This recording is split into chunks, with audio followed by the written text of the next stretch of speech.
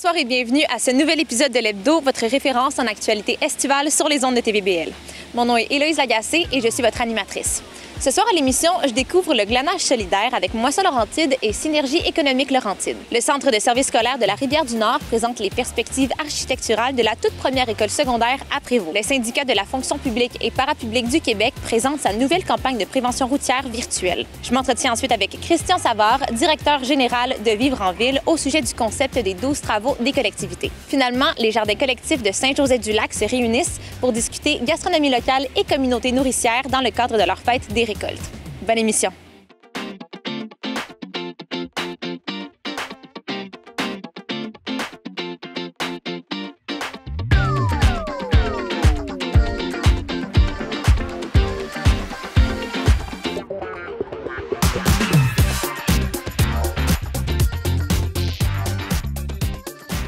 Alors que la deuxième année de l'initiative de glanage solidaire de Moisson Laurentide bat son plein, Synergie économique Laurentide se joint à la partie.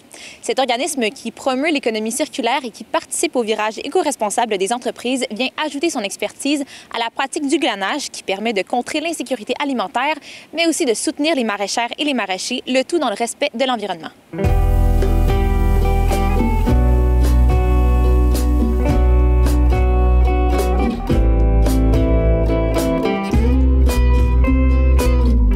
Le glanage, c'est parti dans l'optique de vraiment bonifier l'offre en fruits et légumes aux personnes qu'on dessert. Là, si on se rappelle, Moisson Laurentide dessert plus de 25 000 personnes là, mensuellement là, vivant dans l'insécurité alimentaire. Donc, c'est sûr qu'un projet qui avait commencé de glanage, c'était d'une part là, vraiment de reconstruire les liens avec les maraîchers d'une part et aussi là, de vraiment bonifier l'offre, là, comme je l'ai mentionné un petit peu plus tôt. Initialement, le projet commençait avec Laurentide en santé, qui épaulait vraiment un petit peu la structure là, de ce projet pilote là. Et là, c'est là dans l'année la deuxième année, dans le fond, la deuxième édition, que Synergie économique Laurentide est venue en jeu pour vraiment apporter une valeur ajoutée là, au projet, là, puis des valeurs un petit peu plus là, en termes d'économie circulaire, puis vraiment là, tout l'aspect vert là, qui l'entoure. Nous, on a voulu rencontrer Moisson Laurentide. Notre partenariat a débuté par notre désir de collaborer avec eux qui font de l'économie circulaire depuis des dizaines d'années. Alors, en discutant avec Moisson Laurentide, on cherchait à comment on pouvait collaborer. Puis, c'est vraiment le projet de glanage qui a été mis de l'avant dans notre désir de collaborer. Puis, ensemble, on a déposé un projet en ajoutant des nouveaux volets, puis en voulant renforcer certains volets à la FAQDD là, du plan pour une économie verte. Puis on a obtenu le financement, alors on était vraiment contents. Puis cette collaboration-là est née là, à partir d'un simple désir de vouloir travailler ensemble. On a ajouté au terme glanage qui est déjà une approche solidaire où, dans le temps, les agriculteurs ouvraient leurs fermes à la population pour qu'ils puissent se nourrir à la suite des récoltes. Puis, on a ajouté un autre petit volet à ça qui était vraiment de soutenir les maraîchers dès le début de la saison, alors même avant les récoltes, où les maraîchers peuvent faire appel à Moisson Laurentide pour avoir du soutien. Par exemple, on pense à les enjeux climatiques qui sont de plus en plus présents, les enjeux de main-d'œuvre et autres. Puis, avec le nouveau projet Glanage solidaire coup de pouce planétaire, on pousse aussi les différents enjeux au niveau du gaspillage alimentaire. Alors, il y a l'aide, si on veut, à la récolte, où là, on peut récolter des fruits qui auraient peut-être été perdus. Et puis, on veut aussi pousser le volet éducation à la population de fruits et légumes méconnus là, du Québec, si on parle de topinambour ou autres, qu'on sait plus ou moins transformer de manière générale. Alors, cette éducation-là pour diminuer le gaspillage de nos super produits du Québec. Alors, il y a comme cet ajout de l'enracinement du volet maraîcher et cette plus-value aussi d'aller s'assurer que ce qu'on récolte chez le maraîcher n'est pas perdu non plus chez le citoyen. Puis, il y a l'autre portion qui est d'aider aussi les organismes, de soutenir les organismes qui sont un peu plus loin de Moisson-Laurentide, qui aimeraient aussi mettre sur pied des projets de glanage.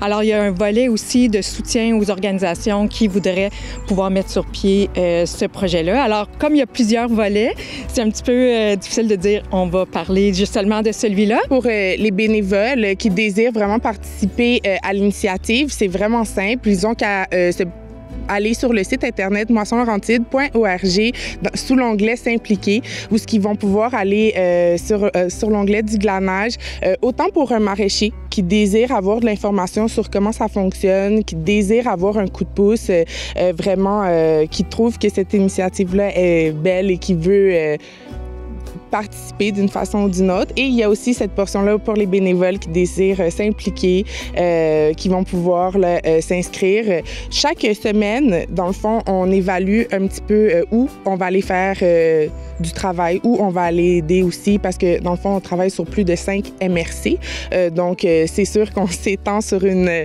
vaste portion du territoire. Donc, c'est super important d'aller constamment sur le site Internet pour valider, en fait, les opportunités qui s'offrent au grand public. Et également, il y a une page Facebook qui s'appelle Glanage solidaire Laurentide et que, dans le fond, aussi, on peut retrouver les initiatives, des photos un petit peu des journées que nos bénévoles ont passées et puis simplement pouvoir suivre l'actualité de l'initiative de ce projet. La beauté vraiment de ce projet-là, c'est que notre chargé de projet a absolument 100% tout du matériel, là. Donc des bottes jusqu'à la balance, jusqu'à même une toilette sèche pour vraiment ne pas encombrer le maraîcher par notre présence sur le terrain. On est 100% autonome et puis lorsque l'arrivée des bénévoles, en fait, il y a un échange un petit peu avec les propriétaires de la ferme pour voir où sont les besoins et quelles sont les tâches à accomplir là, au courant de la journée ou de la portion. Généralement, c'est des quarts, là, je crois, des périodes de 3 heures. Donc, pour voir qu'est-ce qu'il y a à faire pendant ces 3 heures-là. C'est pas nécessairement des surplus. Les maraîchers peuvent contacter Moisson-Laurentide s'ils ont de la difficulté à récolter, comme on l'a mentionné, par rapport au manque de main-d'œuvre ou tout d'un coup, il y a eu une grosse pluie puis ils doivent absolument récolter tout de suite. Alors, c'est pas nécessairement des surplus, mais davantage un besoin là, de récolter maintenant. En semaine dernière, là, on a évalué qu'on avait récolté plus de 3500 kilos de fruits et légumes frais. Donc ça, c'est déjà une offre là, que pour une banque alimentaire d'avoir des produits frais comme ça directement de la terre. Là, c'est vraiment un exploit, là, je peux le dire comme ça. Pour Synergie économique Laurentide, là, de pouvoir participer à un projet qui permet d'aller vers des systèmes alimentaires qui sont plus durables, plus circulaires, plus solidaires, pour nous, c'est une grande chance de pouvoir collaborer avec un organisme qui est déjà bien installé puis qui avait un projet pilote l'année passée à lequel on voulait pouvoir participer.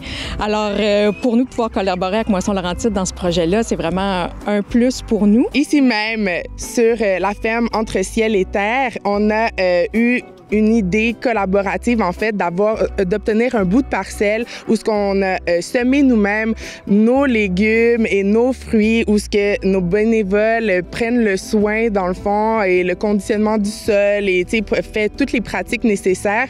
Donc, ça, là, on se retrouve déjà dans une autre dimension du projet. Donc, je pense que c'est ça aussi qu'on veut voir dans le futur, là, les liens se resserrer, puis les opportunités se créer à travers ça, puis vraiment pour toutes les personnes impliquées dans le projet.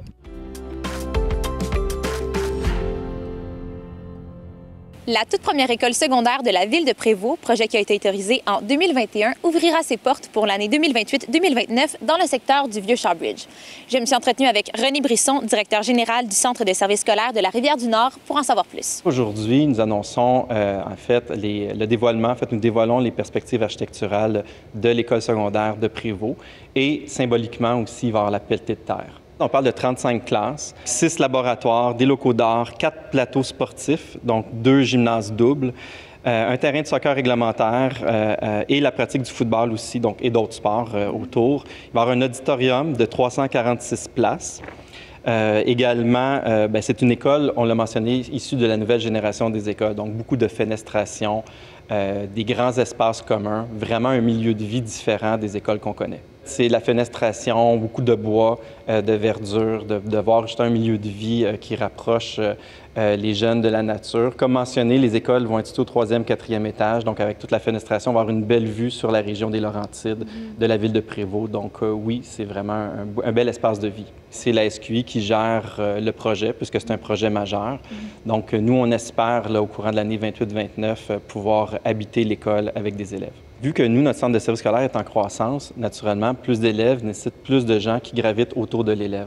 Lorsqu'on construit une nouvelle école aussi, bon, oui, il y a des changements de personnel qui vont changer de milieu de vie, changer d'école, mais on est toujours en croissance. Fait que c'est la raison de mon intervention en conférence de presse, c'était de dire, nous sommes un des plus grands employeurs des Laurentides et oui, nous avons besoin de personnel qualifié pour répondre aux besoins de nos élèves. J'imagine qu'il doit y avoir des gens dans la ville de Prévost, des enseignants qui peut être qualifiés, qui travaillent dans d'autres centres de services scolaires, qui vont peut-être, c'est attractif une nouvelle école.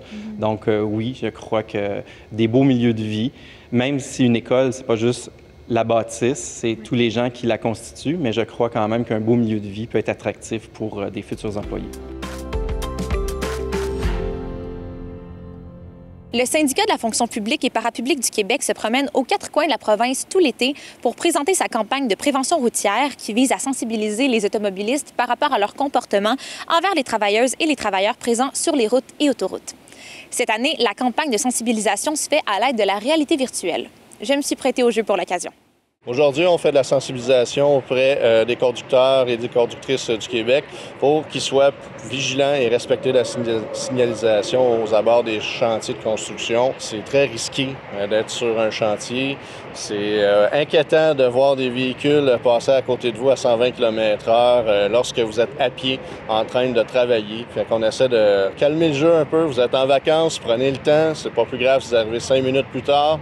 L'important, c'est qu'il n'y a personne qui subisse des accidents ou encore pire, quelqu'un qui décède aux abords d'un chantier de construction. On est en collaboration avec le ministère et la SQ pour vraiment demander aux gens de ralentir sur les chantiers autoroutiers. Nous, on représente les travailleurs vraiment du MTQ là, qui travaillent en bordure des chantiers routiers. Nous, ce qu'on veut, c'est que nos travailleurs ils partent le matin puis ils reviennent le soir en un morceau, qu'ils puissent retrouver leur famille. Ils font leur travail, ils sont là pour sécuriser nos routes puis les améliorer, donc il faut vraiment faire attention à eux.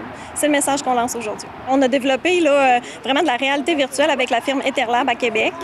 Donc on fait essayer l'expérience aujourd'hui. Vous allez vous mettre dans la peau d'un travailleur d'un chantier autoroutier, vous allez placer des cônes et il se peut que malheureusement il arrive un accident. Donc comme le quotidien de nos travailleurs. Donc vous venez faire l'expérience. Vous avez même la veste haptique qui est une veste qui donne des sensations de frôlement, battement cardiaque. C'est vraiment très immersif comme expérience. Toujours vérifier les véhicules qui circulent, en même temps que faire une tâche dans un délai très précis. Certains dans le simulateur subissent des accidents. Et ça démontre à quel point, des fois, ça tient à pas grand-chose. Fait que faire attention, puis là, ça les met à la place d'un travailleur ou d'une travailleuse, au lieu d'être du côté du volant. Puis aujourd'hui, on remet des cardboards, c'est-à-dire que c'est un petit souvenir que vous ramenez à la maison qui font des lunettes de réalité virtuelle que vous allez pouvoir essayer avec votre cellulaire à la maison pour revivre l'expérience, le faire essayer à vos proches. Toujours dans le but de sensibiliser, on ralentit sur les chantiers, on fait attention à nos travailleurs. Bien, les gens restent tous surpris de qu'est-ce que c'est. Ils vivent vraiment une émotion, même si c'est virtuel. Là. Ils ressentent un peu plus le feeling. Puis ici, sur le bord de la 15, on entend très bien les véhicules. Ça vient rajouter au réalisme. Au niveau du syndicat, on a demandé une subvention à la CNESST. C'est un programme qui existe pour faire de la prévention. Ça fait plus de 3 années déjà là, qu'on est sur le programme, dans le fond, Gardez-moi vivant. Et là, on était vraiment rendu à faire de la sensibilisation personne à personne. Donc, on s'est penché vers l'idée de la réalité virtuelle. On a approché cette firme-là. Ils nous ont développé un beau format de réalité virtuelle. On a même sondé nos travailleurs pour voir si c'était très similaire, très réaliste à ce qu'ils font normalement. Donc voilà, on les a approchés, est emballés, nous ont développé ce projet-là et maintenant, aujourd'hui, on peut le faire essayer à tout le monde pour qu'ils puissent se mettre dans la peau vraiment d'un travailleur autoroutier. Quand on est dans notre véhicule, on se sent un petit peu protégé, hein? On se sent comme invincible, mais les gens qui sont en bordure de route, ils n'ont aucune protection. Fait que je pense qu'ils réalisent que les autos passent près, passent vite Et vraiment, les gens sont choqués là, de voir les insultes qui peuvent se faire crier, les accidents qui peuvent survenir. Donc, ils sont vraiment plus prudents, choqués de ce qu'ils ressentent, puis ça fait son effet. Les gens ralentissent par la suite. La plupart des gens qui le laissaient sont très surpris, ne s'attendaient pas à ce que ça soit aussi réaliste et ne s'attendent pas non plus à ce que les gens vivent ça. Ils sont pas au courant là, que ce métier-là est si risqué que ça. Donc, vraiment, là, on sent que les gens sont sensibilisés, font attention pour la suite des choses. Il y a beaucoup de nos travailleurs qui se font insulter, lancer des cafés. C'est particulier de ce côté-là. Vous n'êtes pas les seuls sur la route. Et si vous voulez que la route s'aille le plus agréablement possible, bien, laissez les gens la réparer. Ça sert absolument à rien s'énerver sur le bord d'un chantier de construction. Vous n'arriverez pas plus vite. À la limite, ça va même causer un accident, puis ça va juste ralentir tout le monde, puis il va y avoir des blessés, il va y avoir des conséquences fâcheuses. Les amendes ont doublé aussi. De ce côté-là, ça coûte plus de points. Si vous ne respectez pas un signaleur, c'est de 300 à 600 $, 4 points d'inaptitude. Près de 80 des accidents sur les chantiers sont causés par les automobilistes. Donc, c'est vraiment un non-respect du code routier au niveau aussi de la signalisation. Fait qu'on dit aux gens, ralentissez, c'est pas plus grave, vous allez prendre 30 secondes de plus pour arriver à la même destination, mais au moins les gens vont être à l'abri de tout risque, incluant vous. Vous allez beau vous dépêcher à arriver au camping, peut-être que cette fois-là, vous n'arriverez pas. Alors que les élections municipales du 2 novembre prochain approchent, Vivre en ville, organisation qui travaille au développement des collectivités et du territoire québécois, présente la plateforme Les 12 travaux de nos collectivités qui propose aux candidates et aux candidats des pistes d'engagement considérées essentielles par celles-ci. J'ai discuté avec Christian Savard, directeur général de Vivre en ville, pour en apprendre davantage. On sait que le Québec municipal sera en élection cet automne. On sait que les enjeux à caractère justement territorial prennent de plus en plus de place. Je suis là-dedans depuis maintenant plus de 20 ans et c'est très intéressant de constater de comment on construit nos villes, comment on développe les nouveaux quartiers. Il y a vraiment beaucoup plus de sensibilité. Donc, on a voulu donner aux futurs candidats des travaux qui, selon nous, devraient être à leur agenda politique ou dans leur programme ou dans leur promesse, comme on dit. Donc, à chacun des candidats des adapter à leur milieu, mais on pense que c'est des éléments essentiels. Donc, on les a déclinés en 12 travaux. Clin d'œil aux 12 travaux d'Hercule ou aux 12 travaux d'Astérix, selon son référent. 6 enjeux principaux englobent les 12 travaux, soit l'urbanisme et l'habitation, l'écosystème et les infrastructures naturelles, le climat et l'énergie, la mobilité, l'agriculture et l'alimentation et l'équité et l'écofiscalité. La pénurie de logements et l'augmentation des coûts de l'habitation se sont généralisés partout au Québec, en lien avec des problèmes sociaux, des problèmes d'itinérance et des gens aussi qui sont tout simplement, qui ont une pression parce que ça leur coûte trop cher habiter. Donc, ça doit vraiment être en haut de la pile. C'est pas pour rien qu'on l'a mis dans en haut de la pile, de construire du logement, tous les types de logements. D'ailleurs, plus de logements à but non lucratif. Donc, de saisir toutes les occasions pour construire du logement, mais pas n'importe où et pas n'importe comment. Un autre aspect qui est important pour nous, c'est protéger les milieux naturels, protéger les terres agricoles, éviter le plus possible l'étalement urbain. Donc, c'est de saisir chacune des occasions pour faire du logement, mais au bon endroit. De cette manière-là, on réconcilie les enjeux davantage sociaux et économiques liés à l'habitation aux enjeux environnementaux. Donc, vraiment, et ça, c'est une autre section, la question de la protection de l'environnement est une autre de nos sections. Et comme je le disais, la protection du territoire, mais également la diminution des gaz à effet de serre à travers le bâtiment. Donc, tout ce qui touche ça nous apparaît très important. Évidemment, il y a la question de la mobilité. Qui est essentiel. C'est le principal émetteur de gaz à effet de serre. Notre trop forte dépendance à la voiture nous cause de nombreux enjeux. Donc, on pense pas qu'on puisse passer à côté de favoriser le transport actif, la marche, le vélo, mais également le transport en commun. On est conscient que pour le transport en commun, on va avoir besoin du gouvernement du Québec aussi, mais les élus municipaux doivent faire leur part. Il y a évidemment aussi une autre grande section là c'est la section, je dirais, sur les systèmes alimentaires de proximité. On le sait, dans le contexte, on faudrait essayer d'être moins dépendant du commerce international et peut-être se nourrir un peu plus à proximité. Donc, mettre en place des systèmes alimentaires de proximité, favoriser la production locale, protéger les terres agricoles est un autre enjeu. Bien que Vivre en ville propose des pistes de solutions concrètes aux enjeux actuels, c'est leur mise en œuvre qu'il reste à concrétiser. Je crois que chaque ville doit se donner un plan de match et des objectifs de réduction de gaz à effet de serre, autant pour ses opérations à elle que les gaz à effet de serre émis par ses citoyens et citoyennes. De se donner un objectif, c'est déjà la première chose à faire parce qu'après ça nous donne une obligation de résultat. Et en fonction des milieux, il y aura un peu plus de bâtiments, il y aura un peu plus de transport, il y aura un peu plus de verdissement, d'urbanisme, par exemple, mais vraiment se donner un objectif de réduction de gaz à effet de serre cohérent avec la science et les grands objectifs internationaux est probablement le geste le plus fort parce qu'il est à la fois fort symboliquement, mais d'un point de vue opérationnel, ça donne une obligation de résultat. Le 2 août dernier, les Jardins collectifs Saint-Joseph-du-Lac célébraient leur fête des récoltes annuelles sous le thème de la gastronomie locale et du concept de ville nourricière. TVBL était sur place pour l'occasion. En fait, on célèbre aujourd'hui notre 5e anniversaire d'existence du Jardin collectif ici au Parc Varin, qui est une organisation qui a été créée en été 2021, 5 ans, 20. Puis qui a comme objectif finalement de développer une connaissance de l'autonomie alimentaire par le jardinage et aussi qui veut produire des légumes biologiques à prix abordable pour la population de Saint-Joseph-du-Lac et les personnes plus dans le besoin, qui ont besoin d'aide alimentaire.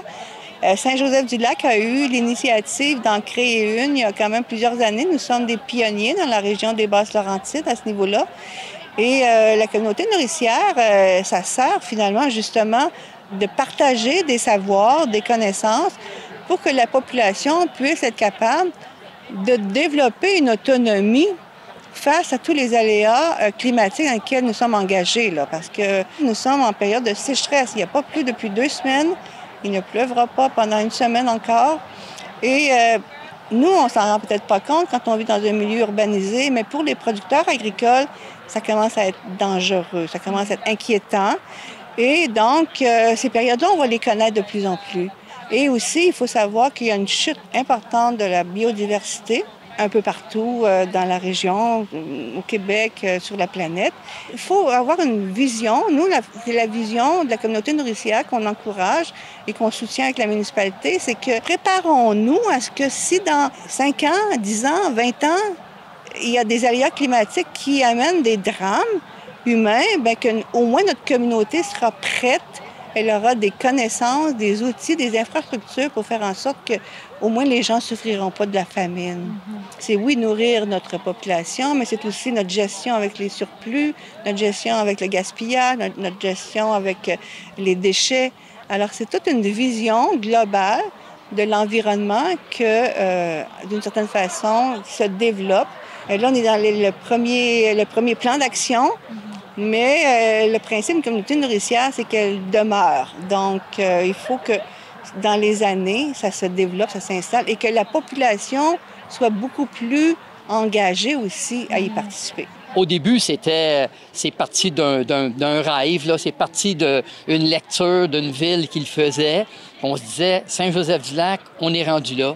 On est rendu à être une ville nourricière, à être autosuffisant un jour en tout ce qui est alimentaire.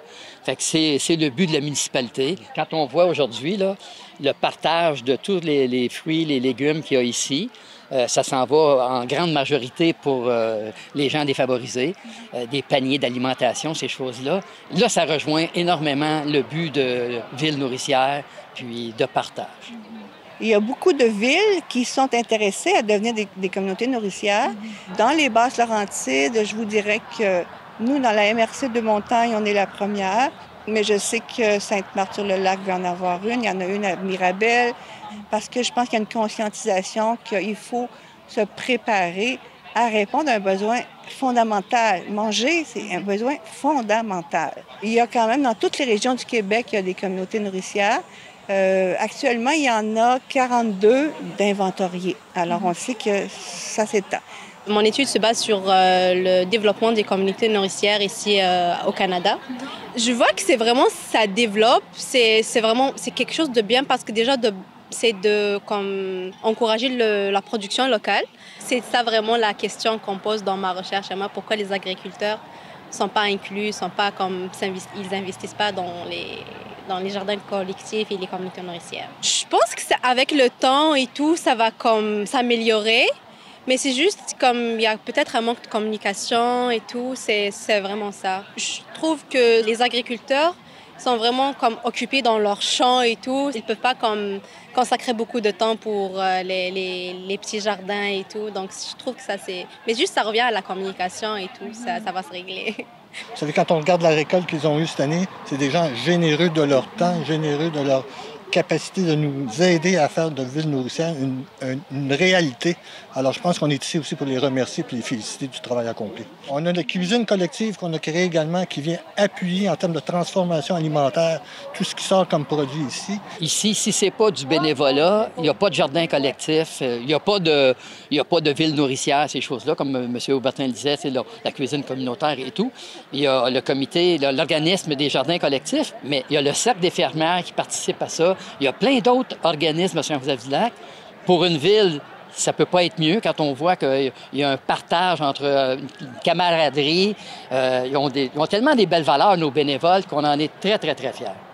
C'est pas mal tout le temps les mêmes personnes. Puis il y a une fatigue qui s'installe, et physique et intellectuelle, et émotive aussi. Puis je pense qu'il va devoir y avoir, avec les années, que les municipalités développent des postes de préposer à la communauté nourricière, qui sera une personne qui sera chargée de travailler à soutenir les organisations de quartier.